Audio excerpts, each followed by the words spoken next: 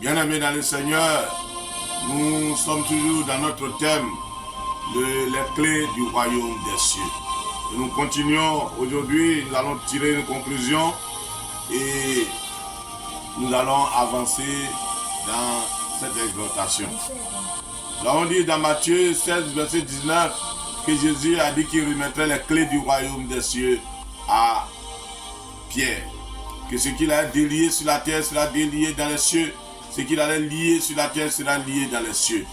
Et nous avons vu les différentes clés, trois principales clés, le nom de Jésus, la parole de Dieu et le Saint-Esprit. Et quand nous parcourons les passages que nous avons vus que tout cela se résume en Jésus-Christ de Nazareth. Et nous lisons aujourd'hui dans Jean chapitre 1, à partir du verset 4.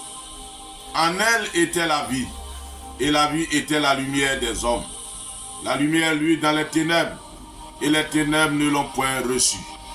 Il eut un homme envoyé de Dieu, son nom était Jean.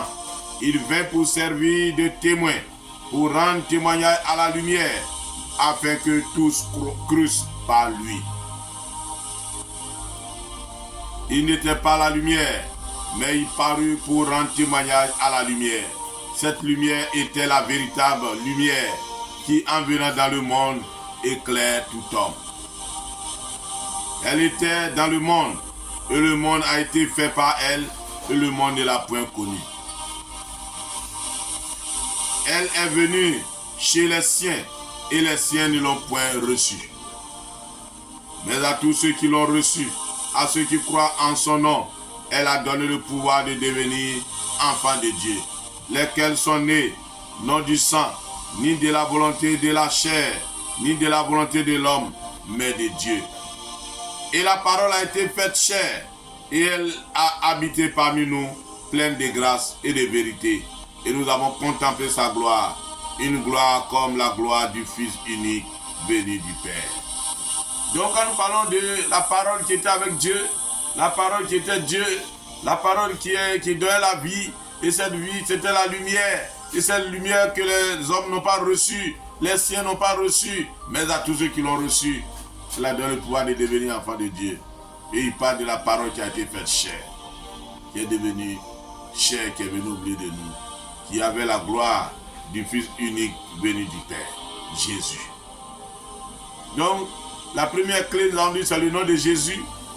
La deuxième clé, c'est la parole qui est Jésus. Et la troisième clé, qui est le Saint-Esprit. Nous voyons que toutes ces clés dont on parle de lumière, il faut nous éclairer.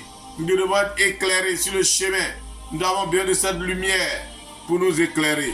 C'est pour ça que Psaume 119, verset 105, nous dit: ta parole est une lampe à mes pieds et une lumière sur mon sentier. Je jure et je le tiendrai d'observer les lois de ta justice. Amen. Donc nous devons savoir que la parole, c'est la lumière, c'est une lampe. Elle nous guide, elle nous éclaire, elle nous conduit, elle nous permet de parcourir les chemins sans avoir des embûches. Regardez comment le Saint-Esprit est venu. Dans Actes chapitre 2, à partir du verset 3, il dit: des langues semblables à des langues de feu leur apparurent séparées les unes des autres et se posèrent sur chacun d'eux, et ils furent tous remplis du Saint-Esprit et se mirent à parler en d'autres langues, selon que l'Esprit leur donnait de s'exprimer. Des langues de feu. Quand on parle de langues de feu, c'est les flammes qui donnent la lumière. Nous nous retrouvons encore avec quelque chose qui éclaire la lumière, le Saint-Esprit. Dieu vient pour nous éclairer. Il met la lumière dans nos cœurs, dans nos vies, pour que nous soyons remplis de Dieu lui-même. C'est ça le chemin. Nous avons besoin de la lumière. C'est pour ça qu'il nous dit dans 1 Thessaloniciens 5, 19, n'éteignez pas l'esprit. Donc l'esprit est une lampe, est une lumière, est un feu qu'on peut éteindre. Nous ne devons pas l'éteindre. Nous devons tenir ferme cette clé qui est Jésus. Cette clé qui est le Saint-Esprit. Cette clé qui est la parole de Dieu. Qui est une lumière, la lumière dans notre main. la parole vivante de Dieu. Nous devons la tenir. Nous devons marcher sur les traces de Jésus. Nous devons marcher selon les promesses de la parole de Dieu. Nous devons marcher selon les directives du Saint-Esprit. Quand tu veux faire quelque chose, l'Esprit va te révéler ce qui est bon, ce qui n'est pas bon. Il va nous conduire dans toute la vérité. Il va nous rappeler ce que Jésus nous a dit. Le Saint-Esprit vient pour réaliser ce que Jésus a accompli. Ce que le Père a fondé, le Père a créé, le Fils a accompli et le Saint-Esprit vient réaliser.